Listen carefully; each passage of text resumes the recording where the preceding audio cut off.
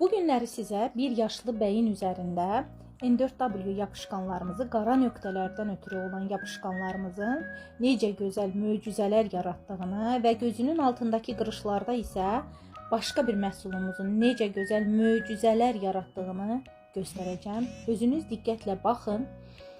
Deməli, yapışqanı ilk öncə isladırıq. Bizim qara nöqtələrin üzərinə yapışdırırıq.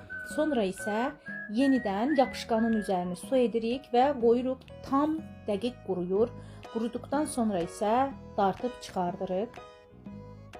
Çıxartdığımızda gördüyünüz nəticə göz qabağındadır. Hətta illərlədir bu bəyin bu nəticəsi var. Göz altında olan qırışlardan ötürü isə sadəcə və sadəcə bir dəfə paçlarımızdan istifadə edirik.